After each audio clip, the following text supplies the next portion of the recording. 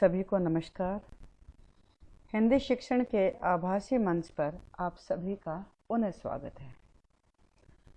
रोज़मर्रा के जीवन में हम अनेक शब्दों का प्रयोग करते हैं और हम कभी अंदाज़ा भी नहीं लगा पाते कि हम कितने भाषाओं के शब्दों का प्रयोग रोज़मर्रा के जीवन में कर रहे हैं। और अगर हम उनका विश्लेषण करें तो अनेक भाषाएं हैं जिनके शब्दों का मिश्रण हमारी भाषा प्रयोग में आ चुका होता है। शब्दों के भेद अनेक आधारों पर होते हैं। आज हमने शब्द के जो भेद हैं उनका आधार उत्पत्ति के आधार पर लिया है, यानी स्रोत के आधार पर, अर्थात व्युत्पत्ति के आधार पर। उत्पत्ति के आधार पर शब्द 4 प्रकार के होते हैं: तत्सम, तद्भव, देशज और विदेशज। इनको हम कहते हैं स्रोत या उत्पत्ति के आधार पर शब्द विभाजन। 4 भाग होते हैं: तत्सम, तद्भव, देशज, विदेशी। तत्सम सबसे पहला जो विभाजन है, शब्द भेद है, वो है तत्सम। तत्सम यानी उसी के समान, अर्थात संस्कृत भाषा से जो शब्द निकले हैं उनका ज्यों का त्यों प्रयोग करना, वो कहलाता है तत्सम। तत्सम शब्दावली। अनेक शब्द हैं जो हम रोज़मर्रा के जीवन में इस्तेमाल करते हैं और हमें पता भी नहीं होता कि वे संस्कृत के शब्द हम अपने प्रयोग में लेकर आ रहे हैं, जैसे माता, पिता, तप, मुक्ति, उपदेश, संत, दंड, अंधकार, असंतोष, उन्नति, औषधालय, प्राण, प्राप्त, स्वास्थ्य आदि। हम जितने विचार प्रधान निबंध देखते हैं, पढ़ते हैं, लिखते हैं, वहाँ पर तत्सम शब्दावली का सबसे ज़्यादा प्रयोग होता है। कविताओं में भी तत्सम शब्दावली ज़्यादातर प्रयोग की जाती है, अर्थात जहाँ हमें अपने अनुभवों को विद्युत माध्यम से पेश करना होता है, वहाँ हम तत्सम शब्दावली का प्रयोग ज़्यादा करते हैं। तो विचार प्रधान निबंध होते हैं जहाँ पर तत्सम शब्दावली अर्थात संस्कृत के शब्दों का प्रयोग ज़्यादातर किया जाता है।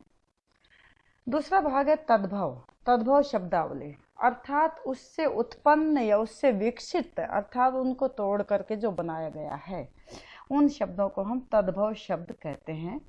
जैसे अंधकार, अंधकार से हम तद्भव शब्दावली में लेकर आ गए अंधेरा।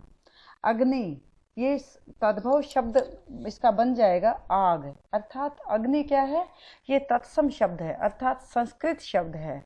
इनको हम तद्भव में लेकर आते हैं आग। तत्सम अर्थात संस्कृत शब्द है अर्ध। अर्ध को हम तद्भव में कहेंगे आधा। संस्कृत शब्द कर्म, तद्भव में हो जाता है काम।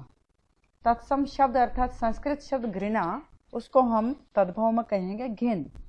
और तत्सम अर्थात जो संस्कृत शब्द होता है मृत्यु, उसको हम तद्भव में कहते हैं मौत। इसी तरह से जो आगे शब्द हैं, रात्रि है, सर्प है, तो रात्रि को हम तद्भव में रात कहते हैं, सर्प को सांप कहते हैं, और क्षेत्र को हम खेत के नाम से पुकारते हैं। और उसी तरह से चंद्र जो शब्द होता है, तत्सम शब्द होता है, संस्कृत शब्द होता है, उसको हम तद्भव में चांद शब्द बोलते हैं। तो यहाँ पर आप देख सकते हैं कि आप कितने शब्द हैं जो कि आपको अंदाज़ा भी नहीं होता कि वह संस्कृत शब्द हैं, और उनको आप तद्भव में किस तरह से तोड़ करके एक अलग शब्द बना देते हैं और तद्भव शब्द के रूप में उसका प्रयोग करते हैं। विदेशी शब्द जो विदेशों से आए, हमारी संस्कृति में अनेक विदेशी संस्कृति शामिल हैं, और वो संस्कृति अपने भाषा को भी अपने साथ लेकर आते हैं और उन्हें हम अपने भाषा में सामान्य तौर पर शामिल कर लेते हैं और उनका लगातार प्रयोग करते रहते हैं। इसे इनमें जो तुर्की है, अरबी है, फारसी है, अंग्रेजी, फ्रेंच, पुर्तगाली आदि अनेक भाषाएं हैं जिनका जो शब्दकोश है वो हमारी भाषा में शामिल हो चुका है। जैसे अरबी से जो शब्द आए हैं हमारे बीच में, वो अजीब, अदालत, असर, आदमी, इज्जत, औरत, किस्मत, कीमत, किताब, जलेबी, मौसम, हिम्मत, हलवाई। आप देखते हैं ना कितने सामान्य तौर पर आप इन शब्दों का प्रयोग अपनी भाषा में रोज़मर्रा के जीवन में करते हैं, लेकिन आपको कभी विचार भी नहीं आया होगा कि ये विदेशी शब्द हैं जो बाहरी जो भाषाएं हैं उनके अंदर से हमारी भाषा में शामिल हो चुके हैं। तो इनका सामान्य तौर पर ये अरबी भाषा से शब्द आए हैं जो हमारी सामान्य शब्दावली में शामिल हो गए हैं।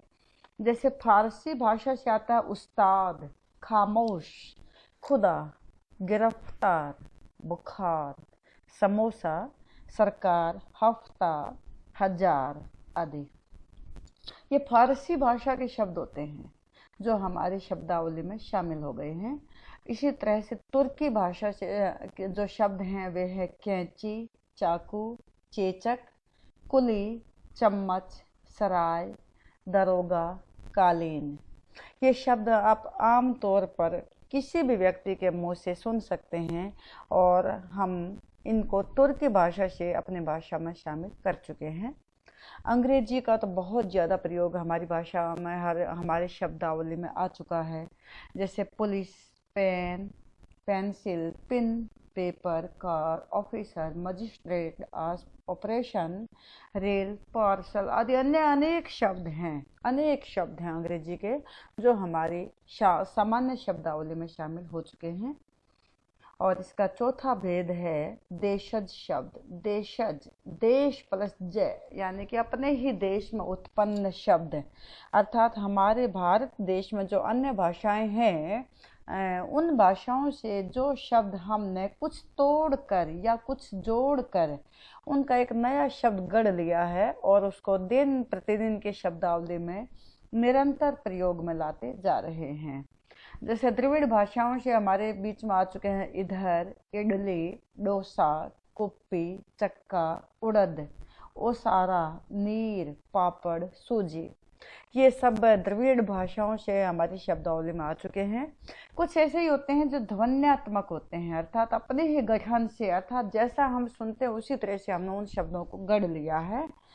ये जैसे ऊट पटांग, कड़क, किलकारी, खटपट, गाड़ी, चटपटा, चिड़चिड़ा, झंकार, खटखटाना, सनसनाहट, खुरचना, हिनहिनाना आदि। ये ऐसे शब्द हैं जो ध्वन्यात्मक शब्द भी कहलाते हैं और अपने गठन से ये नए शब्द अनुकरण के आधार पर बन चुके हैं। संकर, संकर यानी कि मिश्रित, अर्थात जो दो भाषाओं से या तीन भाषाओं के शब्दों से मिलकर के बन जाते हैं उन्हें हम संकर शब्द कहते हैं। जैसे थानेदार शब्द है, आपने कभी सोचा भी नहीं होगा कि इसमें दो भाषाओं के शब्दों का प्रयोग है, हिंदी और फारसी। इसमें दार शब्द है वो फारसी है।